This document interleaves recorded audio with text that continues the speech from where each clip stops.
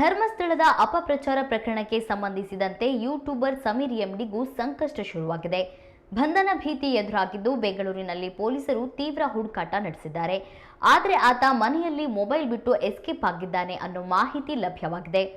ಧರ್ಮಸ್ಥಳದಲ್ಲಿ ನಡೆದಿದೆ ಎನ್ನಲಾದ ಅಪರಾಧ ಕೃತ್ಯಗಳ ಕುರಿತು ಎಐ ವಿಡಿಯೋ ಮಾಡಿದ್ದ ಆತ ಹಲವಾರು ಗಂಭೀರ ಆರೋಪ ಮಾಡಿದ್ದನು. ಬನ್ನೇರುಘಟ್ಟದ ನಿವಾಸದಲ್ಲಿ ಆತನಿಗಾಗಿ ಪೊಲೀಸರು ಹುಡುಕಾಟ ನಡೆಸಿದ್ದು ಆತ ಪತ್ತೆಯಾಗಿಲ್ಲ. ಧರ್ಮಸ್ಥಳದಲ್ಲಿ ನೂರಾರು ಶವಗಳ ಹೂತಿಟ್ಟ ಪ್ರಕರಣದ ಬಗ್ಗೆ ಪ್ರಚೋದನಕಾರಿ ವಿಡಿಯೋ ಮಾಡಿದ ಯೂಟ್ಯೂಬರ್ ಎಂಡಿ ಸಮೀರ್ ವಿರುದ್ಧ ಧರ್ಮಸ್ಥಳ ಪೊಲೀಸರು ಠಾಣೆಯಲ್ಲಿ ಪ್ರಕರಣ ದಾಖಲಾಗಿದೆ.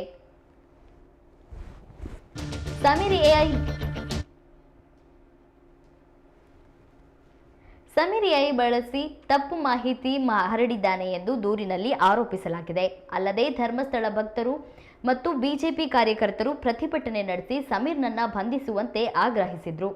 ಇನ್ನು ಇತ್ತೀಚೆಗೆ ಕುಣಿಗಲ್ ಪೊಲೀಸ್ ಠಾಣೆಯಲ್ಲೂ ದೂರು ದಾಖಲಾಗಿತ್ತು.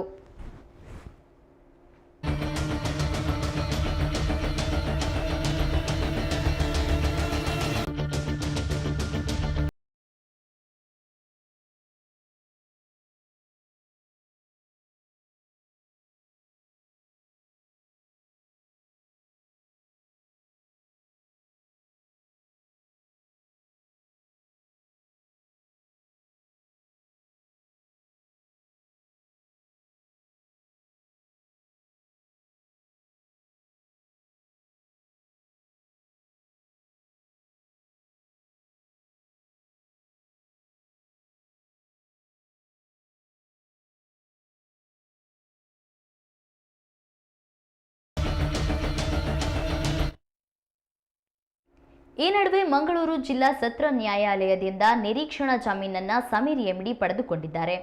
ಧರ್ಮಸ್ಥಳಕ್ಕೆ ಸಂಬಂಧಿಸಿದಂತೆ ಸುಮೋಟೋ ಪ್ರಕರಣ ದಾಖಲಾಗಿತ್ತು. ಆಗಸ್ಟ್ 19ರಂದು ಸಮೀರ್ ನಿರೀಕ್ಷಣಾ ಜಾಮೀನಿಗಾಗಿ ಅರ್ಜಿ ಸಲ್ಲಿಕೆ ಮಾಡಿದ್ರು. ಇದೀಗ ನ್ಯಾಯಾಲಯ ಜಾಮೀನು ಮಂಜೂರು ಮಾಡಿದೆ.